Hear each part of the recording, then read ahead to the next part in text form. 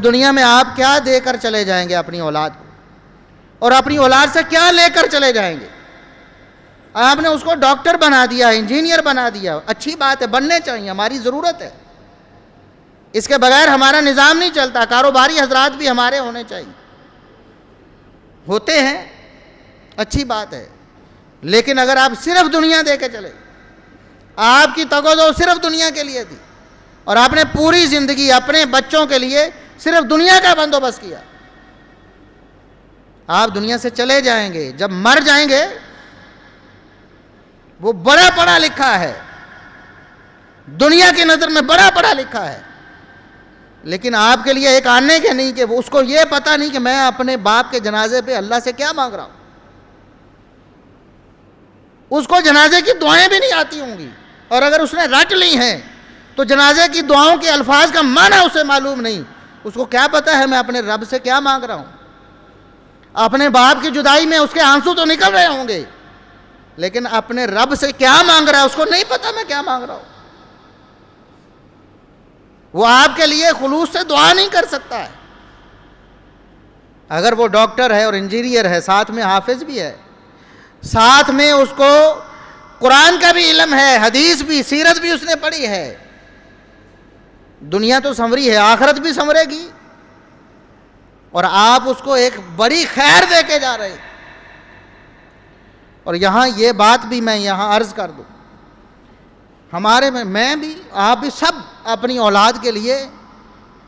یہ سوچ، اس کے مستقبل کی، فیوچر کی پلاننگ بھی کرتے ہیں اور فکر مند بھی رہتے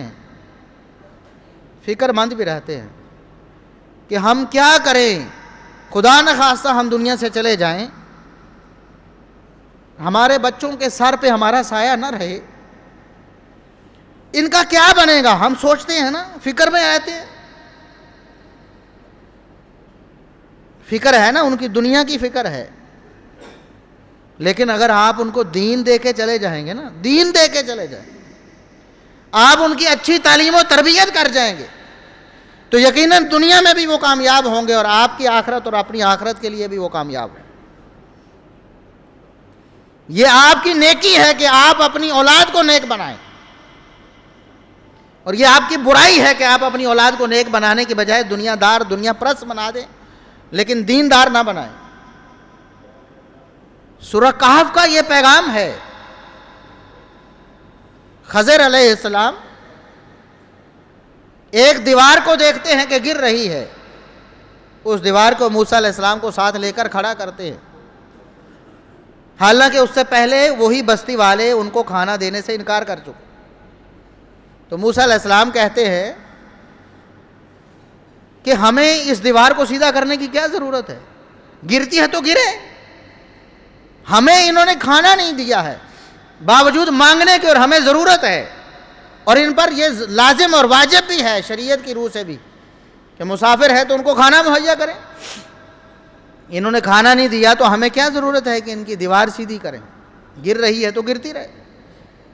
تو خضر علیہ السلام نے فرمایا مجھے اللہ نے بتایا ہے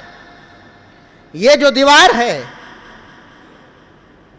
یہ 2 یتیم بچوں کی ہے جن کا باپ اس دنیا سے جا چکا ہے، اس دنیا میں باپ کے سائے سے محروم ہو چکے ہیں، لیکن اللہ رب العزت اب بھی ان کی حفاظت کر رہا ہے۔ اس دیوار کے نیچے بنیاد میں ان کا ایک خزانہ ہے جو ان دونوں بھائیوں کا ہے، دونوں بچوں کا ہے،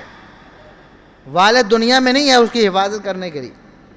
کہ اپنے بچوں کے فیوچر کے لیے اس کو سنبھال کے رکھے، دنیا میں نہیں ہے۔ اللہ نے 2 نبیوں کی ڈیوٹی لگائی اور بتایا وَكَانَ أَبُوهُمَا صَالِحًا۔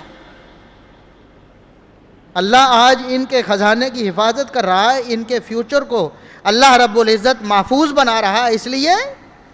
ان کا باپ نیکی تقوی کی راہ پر تھا نا۔ سب سے بڑی نیکی یہ ہے کہ آپ اپنی اولاد کو نیک بنا کر جائیں، اپنے خاندان کو تا قیامت اپنی نسل کو نیکی کی راہ پہ ڈال کے جائیں، یہ اصل نیکی ہے۔ پھر اللہ رب العزت آپ کے بچوں کے مستقبل کا بھی محافظ خود بنے، اسباب بھی خود پیدا فرمائے گا۔ تو اس لیے اگر آپ کے بچے دنیا کی تعلیم کے ساتھ ساتھ دین کی تعلیم سے بھی آراستہ ہوں گے تو آپ کی آخرت بھی سنور جائے گی۔ اللہ کے رسول صلی اللہ علیہ وسلم نے یہ نہیں فرمایا؟ فرمایا بندہ جب مرتا ہے اس کا عمل ختم ہو جاتا ہے، اعمال نامہ بند ہو جاتا ہے نا، دنیا سے چلا گیا، اب نمازیں روزے حج زکاتیں سب ختم اس کے ساتھ ہی۔ الا من ثلاث، 3 چیزیں ہمیشہ جاری رہتی ہیں اس کے نامہ اعمال میں، اضافہ ہوتا رہتا ہے، اس کا بیلنس نیکیوں والا بڑھتا رہتا ہے، اس کے اکاؤنٹ میں ڈپازٹ ہوتا رہتا ہے نیکیوں کا۔ ان 3 میں سے ایک او ولد صالح یدعو لہ، نیک اولاد ہے جو اس کے لیے دعا کرتی ہے۔